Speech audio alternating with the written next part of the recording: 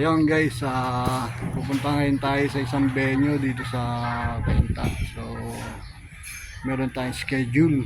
So ito, sobra init ng panahon. So ayun, natatanong yung mainit sobra. So papunta na ako sa venue guys, abangan nyo na lang ako doon. Bye bye. So ayun guys, andito na tayo sa venue. So ito na lang natin yung mga player na dumating. So ito siya guys, yung venue.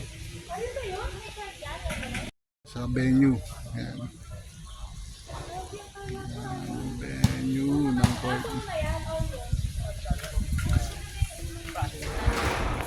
Ito guys, yung court nung pipituhan natin ngayon, ito siya. So wala pang mga tao, napaaga tayo ng dating. So ito kaganda yung court dito, malinis.